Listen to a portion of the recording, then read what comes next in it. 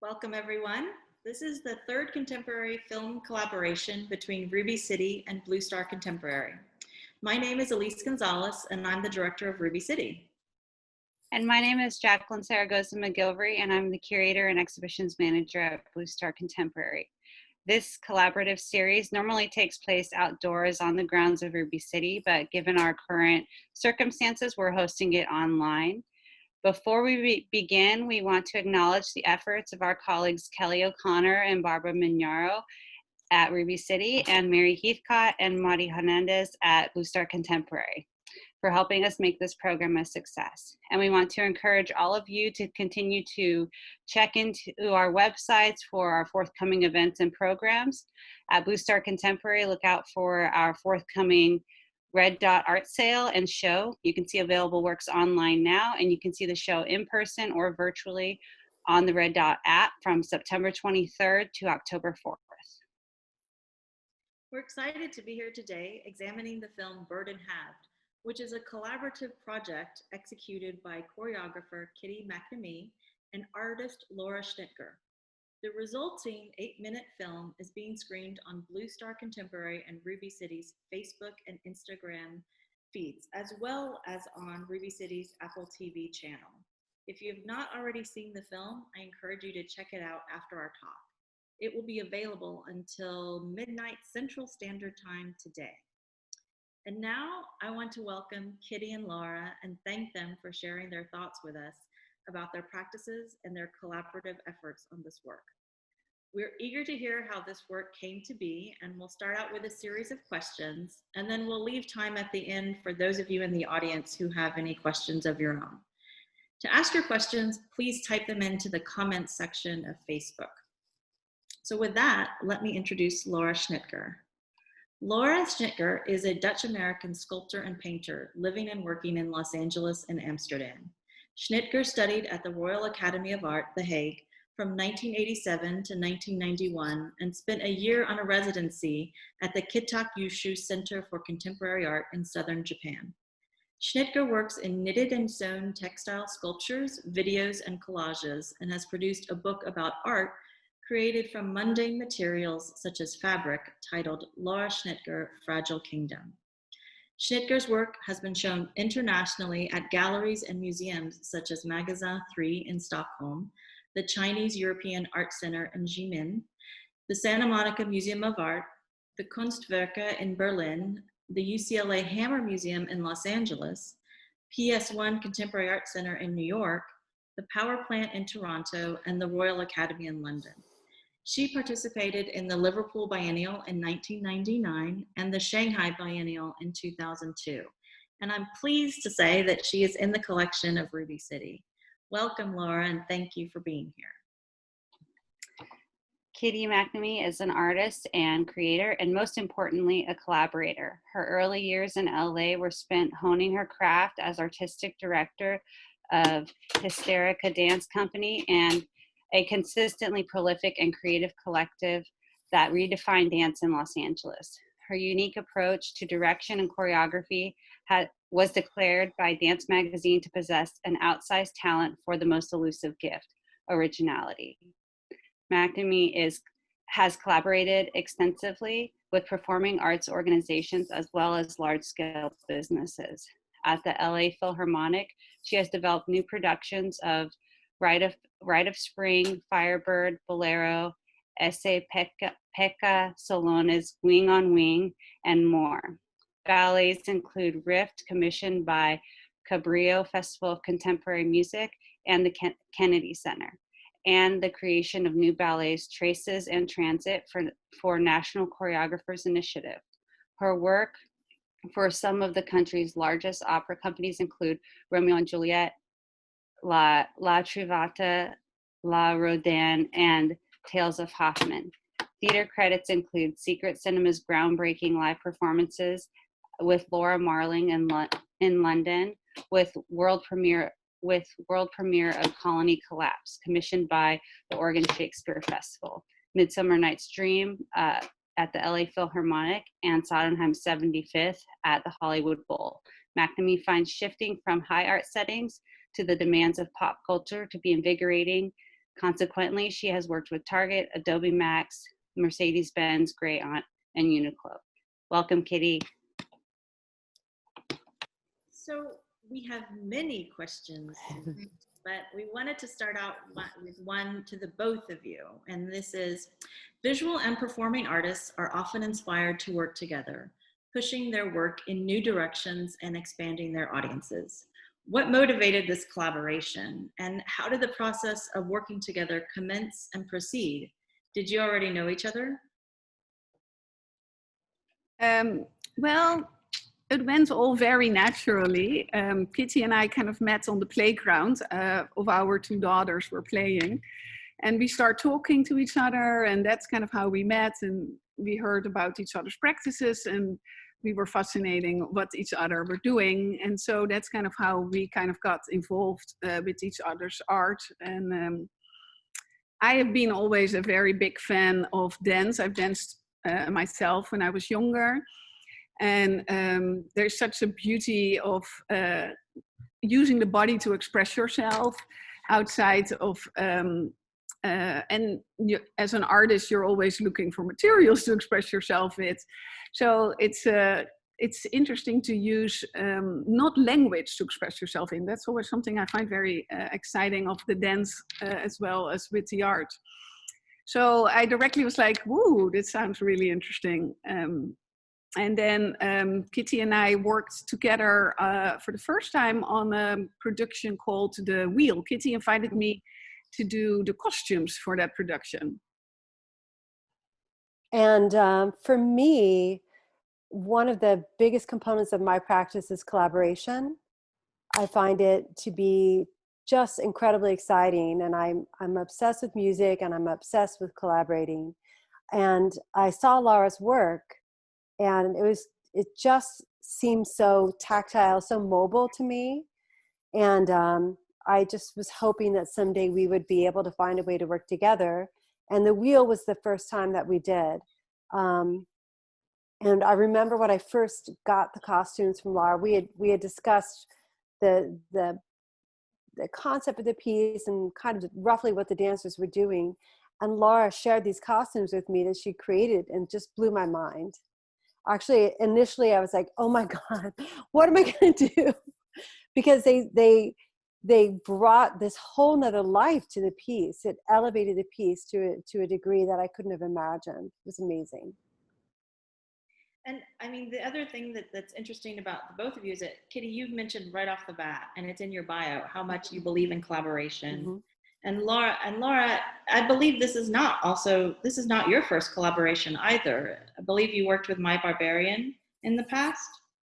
Yes, I've worked with My Barbarian. Especially, my work is very theatrical. I love any theatrical kind of side to it. Sometimes my sculptures look like they're giant costumes or players in a play, or they could nearly move. And actually, I always wanted to go to theater school before I went to art school. So there is definitely a theatrical side.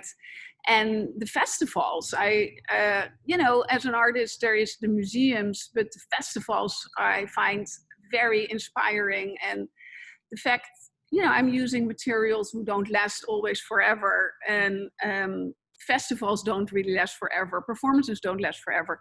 For me, that is a very interesting realm to be in, because it does give you a ton more freedom when you make something for a shorter amount of time. You don't need to think about how it will hang out in a collection for a really long time, or will it last for a long time. So it opens up a whole bunch of possibilities. And dance is so ephemeral. It doesn't last forever. A live performance is there and then it's gone. You may have video of it, but the performance in the moment, the magic of it is gone, which is part of why I wanted to do a film, and part of why I wanted to do the film with Lara, so I could capture something that would last. Yeah, and one of the interesting things is when we were doing the film is that we also let a lot of things happening. We had a lot of things planned, but a lot of things were happening at the moment. So that was we were both kind of really tuned in for that. So in that sense, it felt a little live. Things Yes. happen live without everything being completely, no, we need this shot, that shot, and we're done when we got those shots. We went way beyond what we needed.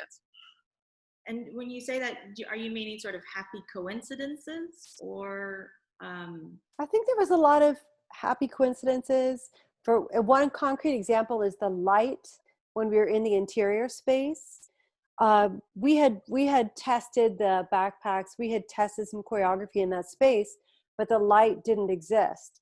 And on the day of the shoot, we arrived, we were setting it up, and Lara and I looked over and we saw this 4 squares of light, and we said, quick, get in there, do the choreography in the squares. And we captured that, but we hadn't planned for that. So we also were very much in agreement, and the dancers were too, that, you know, we're just going to go for it. We are going to follow the trajectory of this thing that's happening. It's almost like we were in control of it entirely. We were kind of along for the ride as well. Do you agree, Lara?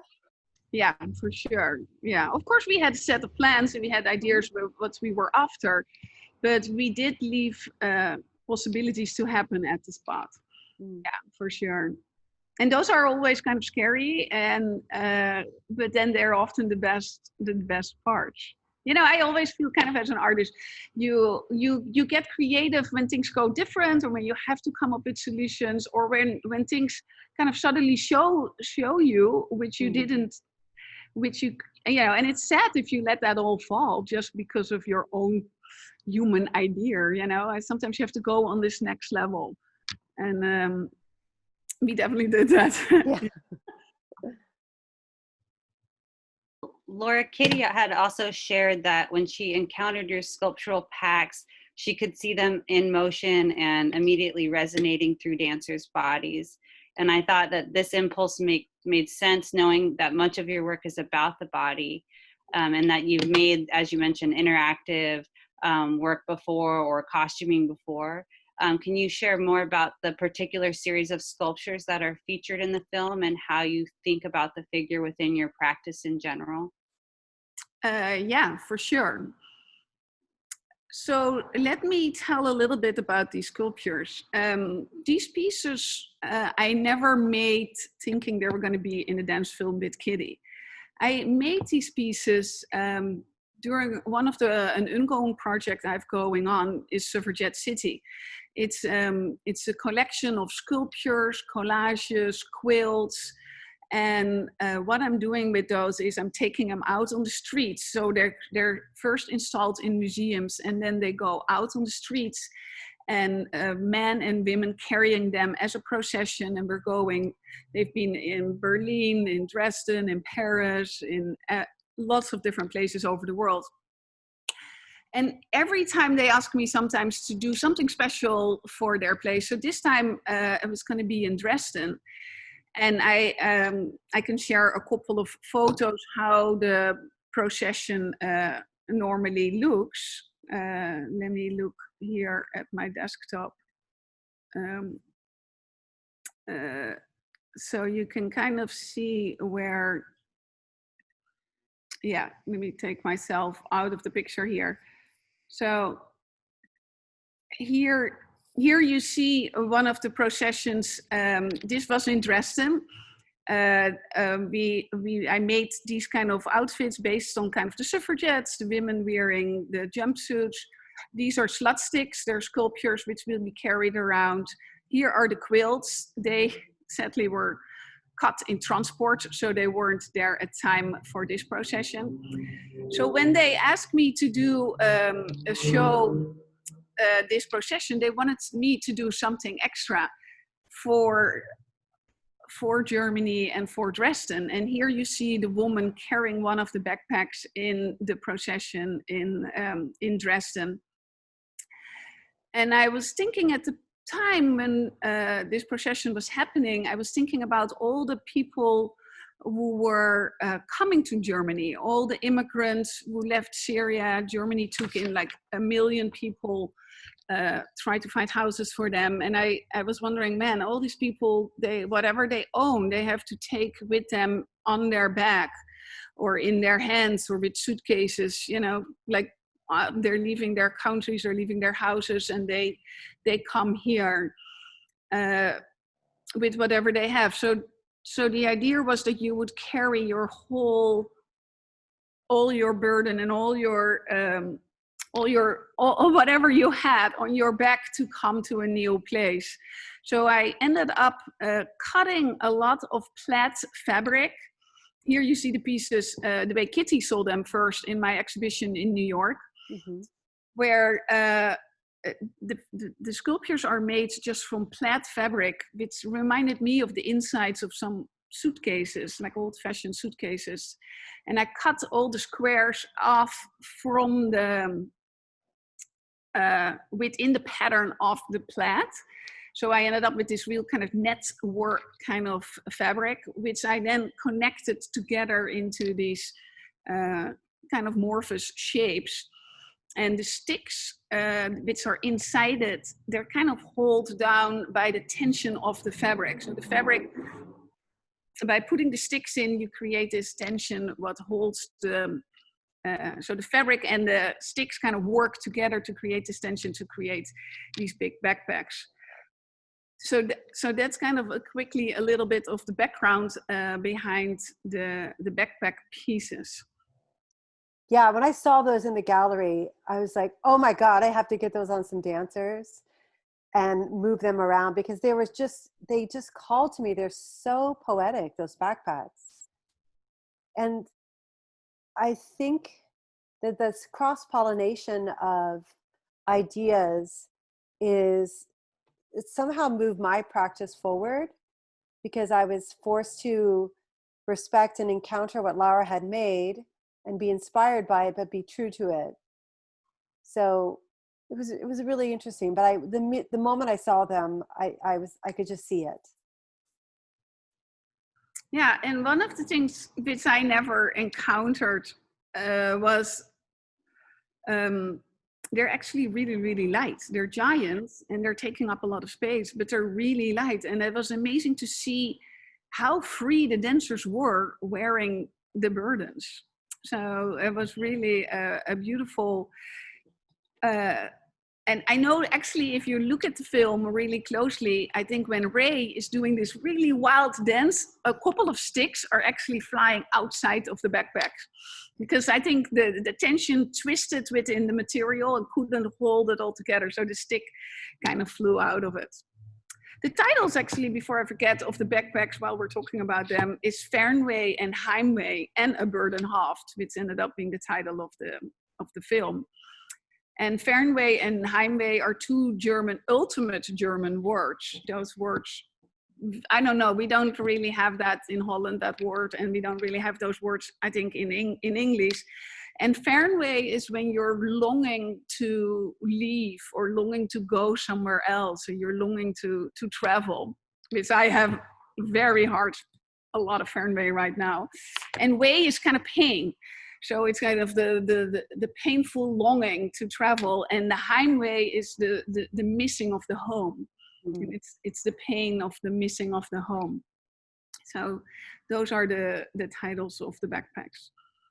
That's a really interesting kind of symbolism woven into the title of the piece, but then in connection to migration and, like you said, the refugees coming to Germany at that time. And then also I think you see that same kind of dichotomy, like you said, through like this volume of the pack, but at the same time it's open and it's light. So it's kind of like this sense of almost, incompleteness or things that can pass through it, that it's not full of, maybe the life that you're carrying with you into this new place. Yeah, there is a sense of transition with it as well. Yeah, and then I shipped those sculptures. The sticks all come out. So what you have is like a kind of a backpack with just like some saggy fabric hanging, and then there's a whole systematic way to put the stick packs in place. So that's the transition those packs have. Yeah. I think that sense of longing is something that the dancers could definitely relate to and picked up on in the moment of filming it, because we filmed them individually for the exterior, and they're a very tight group and they all love each other and they all love working together. And I don't know, we just felt that separation and that longing in that moment. And now having the dancers themselves, the dancers who are in the piece, but then other dancers in the community viewing the film now, I've gotten so many comments from people saying, I wish we could be together. I wish we could be in that room together, even if we have to be apart. I want to be in that room, you know, or I understand this is exactly how I feel. This is the depth of how I feel right now. So I think Lara and I were unfortunately a little bit ahead of ourselves in the tone of the film. So It's so funny that you mentioned that, Kitty, because that was our next question to the both of you. And you've just expressed how your dancers are interpreting it, but has the film changed for you too? And in what ways in this moment of kind of separation? I very much feel we were ahead of it. Like I didn't understand the film really until I started viewing it again. I think sometimes that happens. I'll make something, intellectually understand it, but I don't really understand the magnitude of it or the I don't really understand it. And I think that there are a lot of ways to interpret the film, but it's resonating with people on an emotional level, which that's all I care about. It does seem very different to me now. What do you think, Lara? Yeah, for me too. I do think, I remember when we started thinking about this movie, we ended up finding this location in Vernon, which is a very stark and alienated location. And we were kind of looking for something like that, like a loneliness of the dancers. They would be kind of on their own with their burdens, looking for something. Mm-hmm. No, there was a lot of thought about the homeless people. At the time, we were thinking making that bridge of having all your stuff with you, you know, the carts, the backpacks with the plaid, and the way the shopping carts have a reference with that.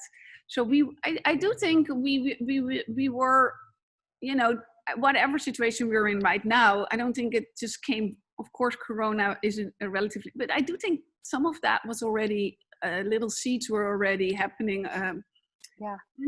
when we made the movie. Now seeing it, of course, you know, like the way you nearly are afraid to come close to people. I feel nearly the backpack could be a huge virus they're carrying with them, and you share like that moment when Resme and Zach, when he gives the burden to her and she takes it on, and maybe she's asymptomatic because she never has it on, and he definitely had it, but then she kind of takes it and swallows up in a weird way. She takes the burden, yeah. Yeah, there is, knowing now, I can see the movie in a whole different light. Yeah, the way they're in the 4 squares, keeping the 6 feet distance. But I think that we were already looking for this kind of alienation, and once the dancers do come together, it's a really special moment, I feel, in the film as well. And I love how Flea made that special, that little bit of music coming in right at that moment, because most of the movie, you know, it doesn't have like a huge melody just like swirling you with it all and be cozied in with the music and the film. So there's just that moment. I feel like that moment is just there, where there's that little moment when they are together, and then it fizzles away again. I'd like to give a shout out to the dancers because they were a huge inspiration for me. Reshma Gahar, Zach Reinschlegel, Derek Shizzle, and Raymond Ejiofor. They each brought something incredible to the film. And I think you can see how we did some tests with the backpacks, and you can see how they were experimenting with how they related to those packs personally and how they related to each other. And I don't think the film would have been the same with other dancers. It's really a really unique combination of personalities and psyches in that film. And Rashma was really grounded the film. She was like the Gaia, the Mother Earth for us, and she really grounded it, you know, which I think is fascinating. Yeah, yeah, you have a feeling like she can take it all on. Yes. And I love also when, so this is maybe interesting talking about the music for the film. I just have to think, because the music kind of add that onto her. Like there's this big sound when you see her in the studio, as if she is in like her palette or in her space. And what was interesting was that we never had the dancers dance on a normal tune or something. It wasn't like, okay, you guys all, this is the tune and we're all dancing on it. It's not a music video, you know, it wasn't that way. So everybody is so isolated in their own movements and their rhythm, and they do kind of come together within the choreography and in the dance. But there wasn't like a serious piece of music everybody was dancing on, which I think was one of the most challenging parts of the movie. And also I think it's also its strength, because that gave us all the freedom and all the dancers the freedom to be who they are and how they wanted to interpret that piece of choreography. And if they want to take it slower or longer, or you know, they had that space in it. They had that. Yeah, and it gave Flea the breath, the space to create something that was almost like improvisational jazz.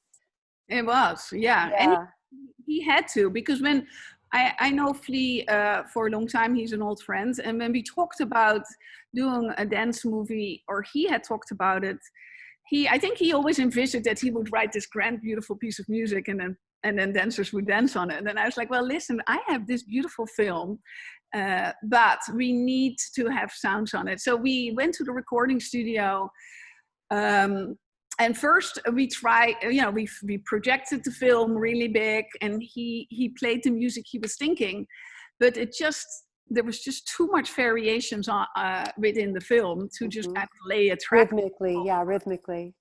Yeah. So then we did a second recording session where again we projected the film, and he's like, I'm just gonna go in there. And it's interesting. I feel like so did the dancers, so did we. Everybody had to kind of peel off our burdens ourselves, and peel off and get a little more naked than we maybe wanted to be. And then like him, and he just kind of like beautifully connected with what he saw and what he felt, and just be able to put that out in the music. And I think that's was a very special challenge to do, but it does give the movie really the uniqueness. The rawness. I love the rawness of it. Yeah. And then we had to go back in. We didn't have any sync sound, so we didn't have footsteps. We didn't have breath. And I didn't really want that. And we found this amazing sound designer, Adam Parrish King, through our editor, and Lori Goran. And Adam, we had a discussion, and he said, you know, I could add in footsteps, I could add in breath, but I don't feel like that's the right way to go. And we decided to just use ambient sound, but to do it almost like a sound design.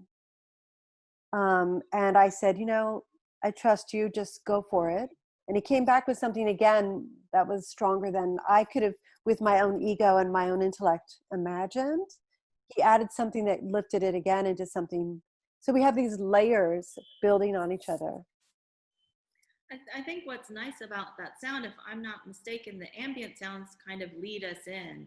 Yeah. And then Flea's soundtrack takes over. So there's a real transition you feel as a viewer from that kind of exterior, and also, you know, our own exterior world, right? And then moving inward into a more solitary, and then eventually one that's shared, right, by a group of individuals. So it works really well, I think, very powerfully. And it's an interesting co-star of the film, because you think a lot about the sound just as much as you do about the choreography and the visuals that you see, which is, everything's really working, complementing the other, which I think is super successful about the film. Yeah, and I want to jump in and say kind of another element besides the sound, and obviously the choreography is the settings, which you guys talked about a little bit. Talking about the studio and the light, but another setting that feels really timely is the setting of the street. And Laura, you also mentioned kind of those processions, which I think is interesting that those were also happening on the street. So there's kind of another immediate connection to kind of how maybe the film developed. But the street also right now, and the idea of people coming together and sharing their burden in the street feels very connected to the idea of protest to me. Even though we don't have a big crowd anywhere in the film, just kind of the symbolism of sharing a burden and expressing your pain together in that setting feels really poignant to me in our current moment. And so I wonder if the idea of protest was present for you, or is that something you see present now as the work has is a living piece and the ideas around it are kind of changing? How does that play into how does that setting kind of, what are the meanings of that setting of the street for you guys? Well, for me, the film, I don't know about for you, Kitty, but I don't see the film really as in a more of a protest element. Like when I do the processions, it gets very quickly from a protest, it turns sometimes into, from a procession, it turns quickly into a protest with shouting and slogans. What I do see with the street, and the current situation of sharing the burdens together, I think it's a feeling of being humans. Like let's be humans together. Let's take care of our humans. Let's take care of the homeless. When I drive to my studio, I don't know what LA. It's you see people laying on the street like nearly every corner of the block you drive. There is whole tent camps happening. There is so much people who are now homeless and out on the streets. And I do feel that we have to remember we're all humans, and some people come from places, people come from different backgrounds. There's reasons why they end up on that street. But let's not forget, these are all human people, or human beings, which are having a really hard time. And I do feel that, or I hope that the film shows a certain humanity towards other humans. So not so much in a kind of a protest against what did this to us, or why did we end up in this spot. Maybe more like, okay, we're in this fucking hell right now. How do we connect as humans together in this place and try to help each other? Yeah, there's definitely a sense of searching. I think for each of the dancers, Rashma's looking, she's to me, she's more looking to see who she could help or connect with. And then Raymond is definitely struggling with something ancestral that he's carrying with him. We discussed that in the movement that he did outside. And Zach, who has the more fragmented movement, is the one that Reshma takes a backpack from. I think he's crumbling under the weight of his dislocation, so everybody, and Derek is just sort of spinning. He's more like the softer, more delicate side. You would think possibly the feminine Reshma would be, but I think it was more Derek was, in a way, they're all searching in their own unique ways. And I agree with Lara. I don't think of it as a protest, but definitely a searching for connection and searching to be understood more. And I think that we were definitely thinking about people that we would see, and even then, like wandering around looking for a connection, looking to not be alone out there. And Kitty, you just talked about some of like the nuance with each of their individual choreographies. Did you, when you were developing that choreography, did you have a particular dancer in mind for each choreography? Yeah, I mean, I'm all about the dancers and their unique personalities and their psyches, and drawing on what they have to offer. They're also different. They're also unique. And the combination of, like, you put Reshma with Zach for that moment of the, taking the burden off, and she takes the burden on. Their palette of movement is different, so it heightens each one of them. And I definitely set the movement on each of them outside for their function in the piece, which came out of their personality and their relationship to the sculpture when we were testing. It's all very personal.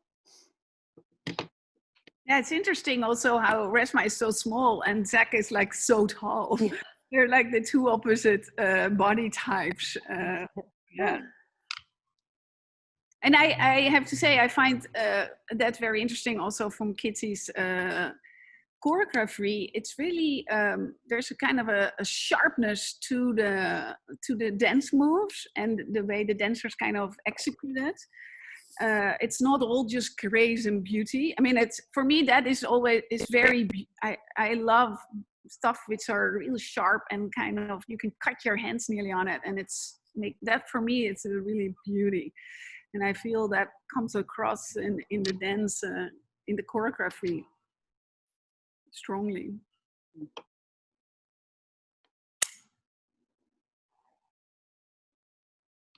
As the film, Kitty, I wanted to ask you, I think what's interesting about dance presented in this way is that it's on film, so it's going to be inextricably connected to the editing process, because we will always experience this work in this way, something that you alluded to earlier.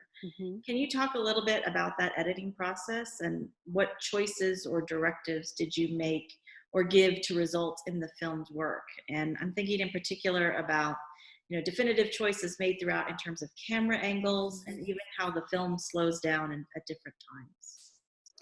Well, Lara and I both sat in all of the editing sessions together, and that was very good and very challenging, just in the sense that I would be critical of movement stuff.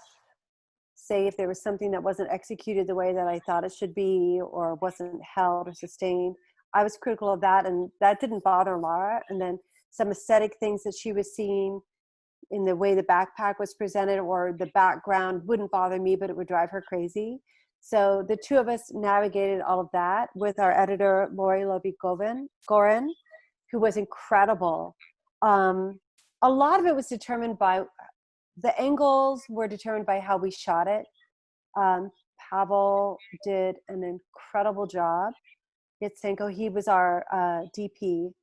And we were very clear in how we shot it. So we didn't have a lot of choices as far as angle or point of view, but we did have choices in tempo, and we did have big choices to be made in how we navigated connecting the outside world, the exterior world, to the interior world. That was the biggest struggle. And I have to say also the pacing of the film was the biggest struggle. I think for me, I'm naturally impatient, and I was very happy that Lara stayed the course when I started getting a little bit restless about the pacing, and she really stuck to her guns, and I was really happy that she did. And I'm glad it's preserved. Like, we have it now. It's not like a concert piece and it's gone. This, it's there. We can reflect on it. So what was the struggle between moving from the exterior to the interior that you were just alluding to? Well, it was about choices. Are we going to show both? I mean, when we shot both, but then when you're looking at it, do you want to show both? Do you want to go back and forth? Are you just in the, now it seems like that's the way it is or always was, but we didn't really have that set when we went to start editing. We had footage from both. Would we integrate them like this, or would they lie side to side? Those are all choices that we had to make. And did those get hammered out just by constant conversation, or? Yeah. Conversation and trying and looking, and I think a lot got hammered out in the editing room, actually. Yeah. That's when we did it. It was tricky to figure out how we were going to integrate the exterior world and the interior world. Mm-hmm. But I'm happy we did, because I think in my original idea back in the day, I was more focused on the exterior world than the interior world. Maybe because I'm a sculptor, I'm always in that studio space. That is my art studio where we filmed that. And it's a very inside space for me, and things happen in here, but it's not always something you want to share to the rest of the world. Even though we had it completely cleaned out for the dancers. But I feel like you really brought in that interior world. And I think trying to figure out how it would work in a movie, I think it really added a lot to the movie, having Resme in that interior world, in a slightly, even it's a very stark environment and things can happen in this space, but it's a little safer. It's a little safer than totally out there. And then the light comes, the outside comes in to the inside world. So it did, I do think it added a really great extra layer to have it inside. Not with that stark light. And I think I was more comfortable with the interior stuff and less comfortable with the exterior. So yeah, it's good we made it together. Yeah. Yeah. This question is for both of you. Have you two seen an impact on the projects that you've been developing since collaborating on Bird and Halved? Yeah, for sure. The thing is, when you do a collaboration, you go always in with a set of minds, and you're like, okay, this is what I want to get out of it. And then you always get kicked in the head, pretty much. And a whole other bunch of stuff is happening to you, things you could not actually predict at all that was going to happen. So it's so great always. For me, I should do more collaborations. That's something you really... for me, that really comes out of it. Because it's one of my first movies, so I also feel like, it's just a start, really.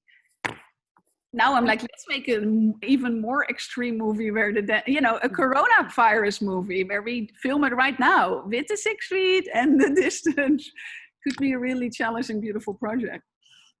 Yeah, and I think for me, and I can speak for the dancers, like working with Lara, and the high art, the like extreme beauty of her work was a gift. I mean, usually dancers have costumes that are, street clothes, or maybe you're lucky you get something made for you, but it's not like you're interfacing with another form of art typically.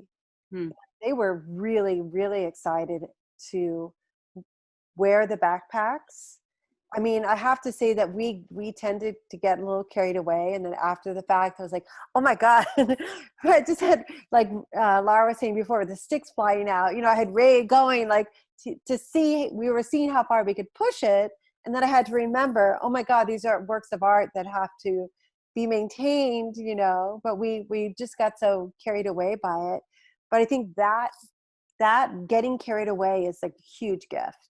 And it changed the way I looked at my movement, because it wasn't just about the body, but as all these other things that were extensions of the body, or could become extensions of the body. And also the collaboration with Lara, like to work with another strong woman who held firm to her ideas, but was also kind. And so you're able to let go of your ego a bit and see what you can learn, instead of just like forging ahead with your own narrow mindset. Sounds like there'll be more collaborations to come. I hope so.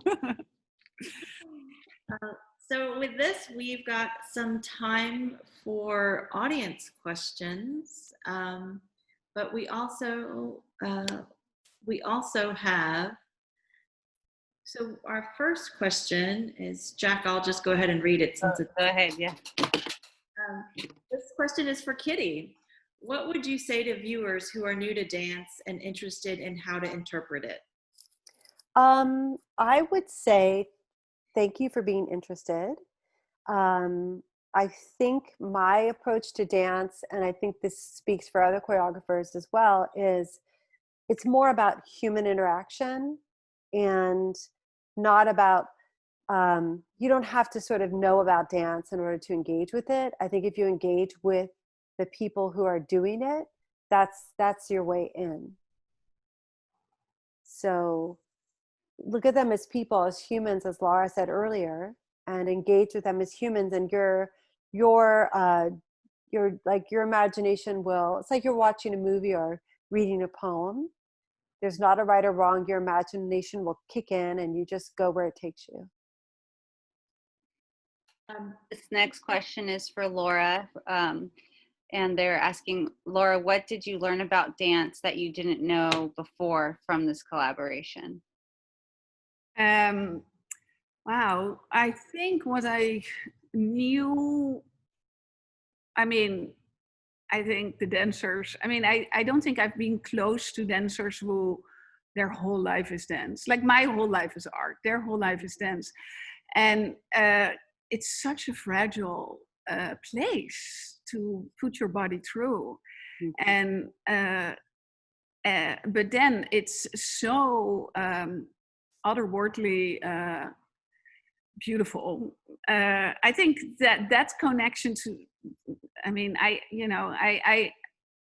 what is interesting, like, because I've not danced myself, so I know how hard it is to dance. That's always good when you try to learn something, then you can really appreciate when you see somebody else doing it on a much higher level than you did.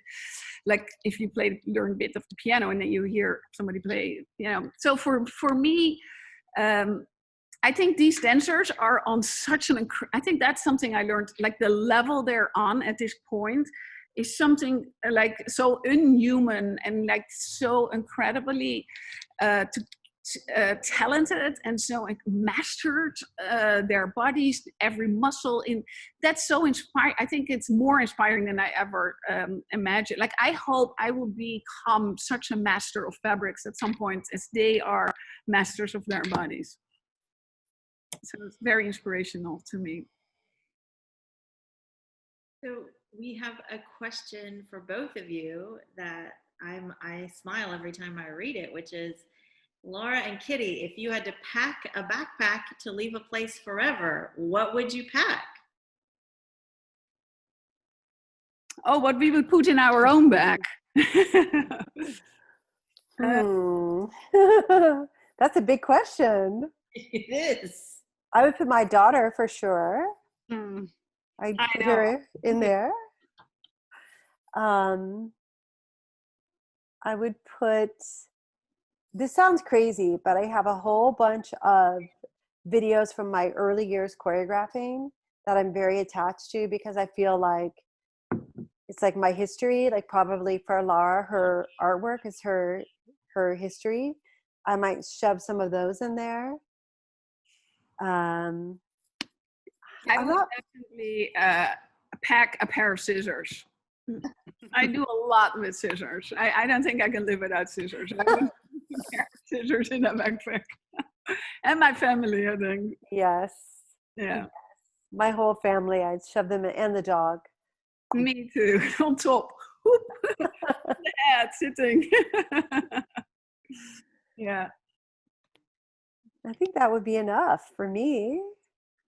Maybe some chocolate.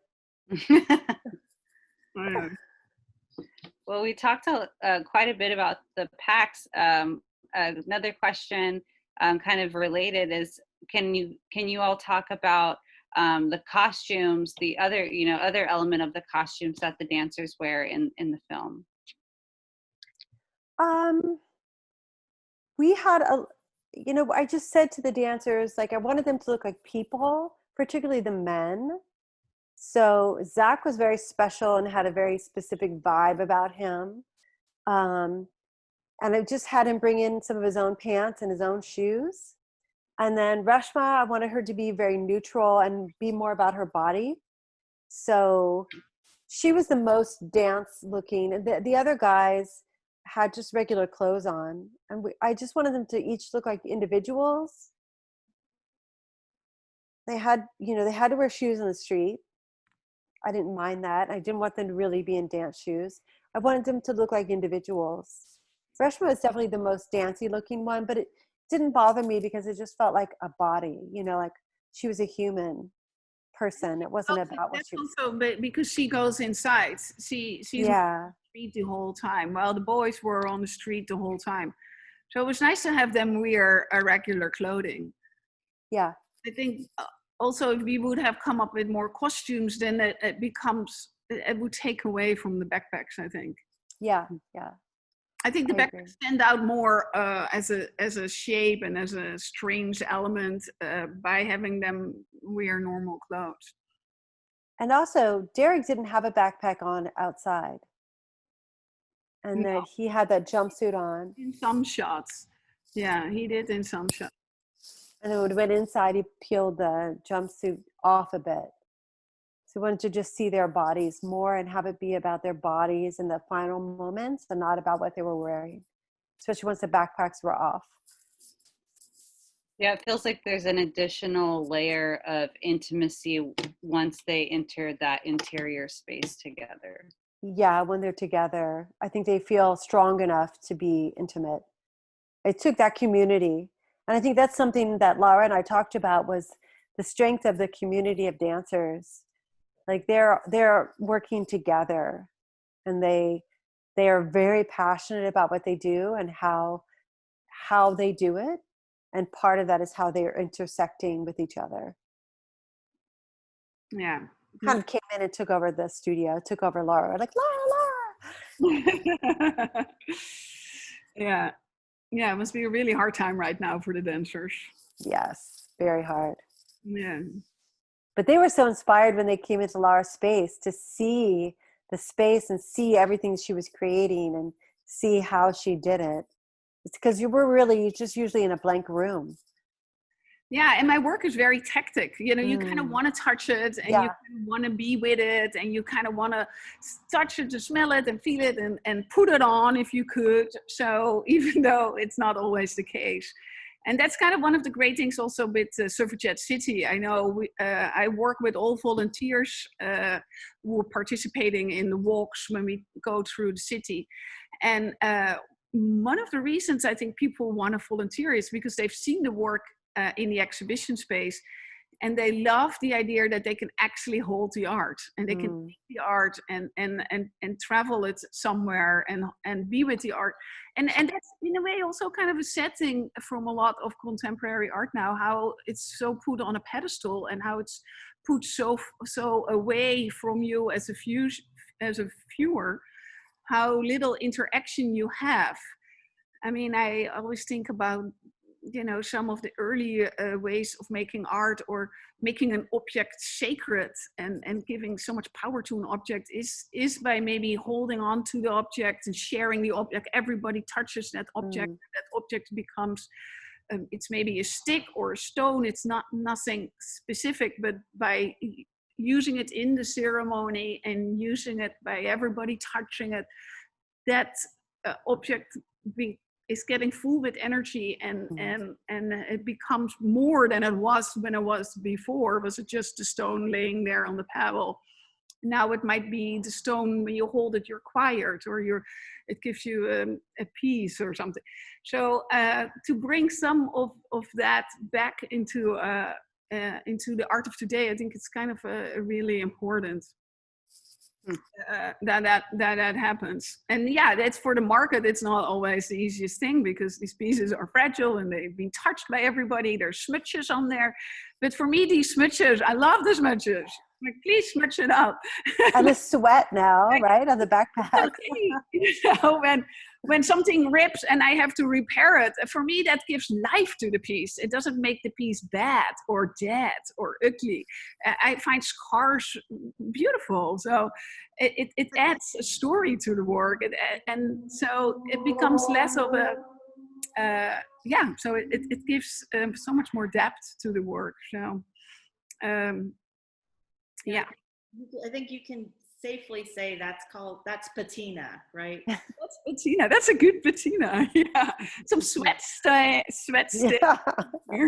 Yeah, yeah. You should pay extra for those, actually. That's right. Yeah. Yeah. You know, I think what's always great to hear about, when you two talk is your admiration for the dancers. And, Kitty, you mentioned early on that they played such an important role just beyond the execution of the choreography. Would you mind sharing some more of those stories and anecdotes about how they helped shape the work? Yeah, so I can speak.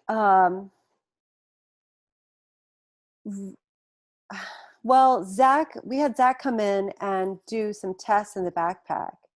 And I think I had somebody else come in before that and test it. And it was interesting in a kind of an architectural way. But when Zach put it on, I would feel like he was communing with it. So he was having some kind of dialogue with it.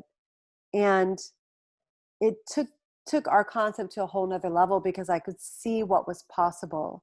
And also we did some experiments with one of them wearing it, and like Reshma had the backpack on and Ray picked her up. So he was carrying her and the burden, just informing the direction we could take the piece in conceptually even. And also Reshma really took on, I mean, it's very personal to them too. So I mean, Lara creating the work is personal, me creating the choreography is personal, and then them in the moment, if they're really incredible dancers, they're bringing their personal experience to what they're doing. And I think Reshma was feeling that Reshma was taking on this burden from Zach, but even more than that. She was taking on the burden of family, of being the woman, of being in this community as a woman who could carry the burden. So it was very internal and personal and real for her. And I think that that's something subtle that happens with really good dancers, that you if you're smart, you will take it and run with it, but you can't really analyze it. It's more of an intuitive thing that you gather up and use it. It's like it's really a dialogue. Yeah, Resme, and I just kind of want to share this one image before it's over. This is a shot. It's an element we never used in the film, but for me, as a sculpture of humans and material, it's such an incredible, beautiful sculpture. So I just kind of quickly want to share this this image of. Everybody can see it. Yeah, where. All of the three of them all have their backpacks, and they're carrying Derek up, and just the way the legs, the way it's standing, the way it morphs and groups, and he is in there. I think it's like such an incredible sculpture for that split moment.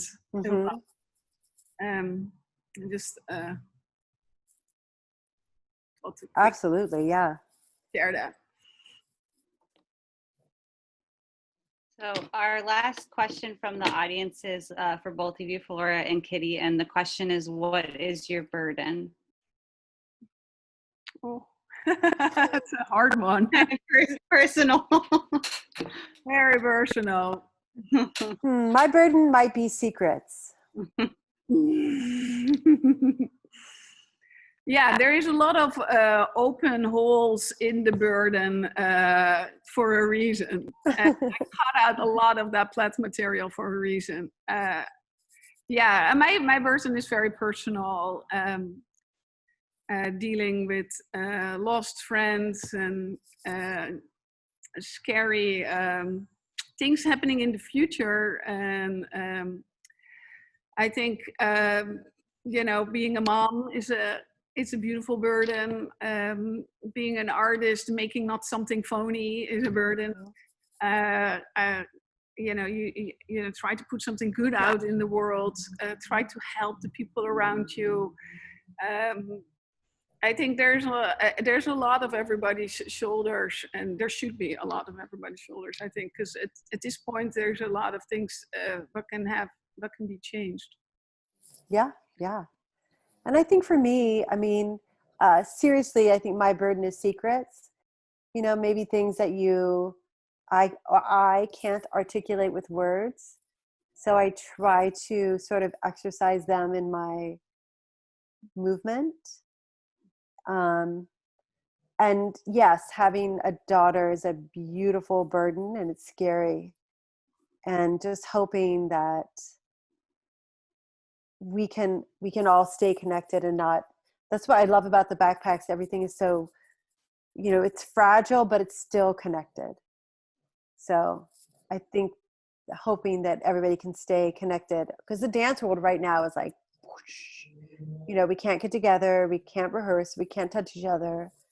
That's a burden for me right now. I want to be with my people. I want to morph that question a little bit and say also, or expand it. Is there anybody that you want to shout out to that helps half your burdens? All my friends and family, everybody around me, and my sculptures, they help me too. They help me at least think about something else for a minute. Definitely, my creativity definitely has it. And I'm very grateful for that outlet in my life. And then my family and friends as well. Definitely. If I was just by myself, it would be hard to take. I'm very grateful to have family. Yeah, I'm very grateful having my art practice right now. It's it's such a great place to dive into and get a lot of your feelings out, and a lot of so you don't have to express them out to somebody. Get angry at somebody, get really angry at the sculpture and hack it up if you want to, and I think it's a very healthy way. Yeah. I can honestly say we're all grateful for the two of you making such a terrific film and for being here and speaking with us tonight. Thank you both for sharing so much of your work and your thoughts. It's been a real pleasure. And I, again, applaud your work. It's been lovely to watch it. And thank you again for all that you've shared with us tonight. Thank you for making this happen and put the film out so everybody can see it. I'm very happy. It's not just in the festival, and it's a gift to all of you. So it's nice you ended up facilitating this so everybody can see it. Thank you. We are a good team between Ruby City and Blue Star Contemporary, so we're happy to have done it. And again, I'll just sign off from Ruby City saying thank you both, and thanks to everybody who watched tonight. We really appreciate it. If you want to know more about more events happening at Ruby City, please log on to our website. But we also have a bi-weekly newsletter, and we'd love for you to sign up for it. And with that, I'll turn it over to Jack. Yes, I just want to echo the thanks to both the artists and to anybody watching this evening. And please also take advantage of the few hours we have left of watching the film again while it's up on our YouTube, Instagram Live, and also the Ruby City app on Apple TV. Thanks, everybody. Good night. Bye.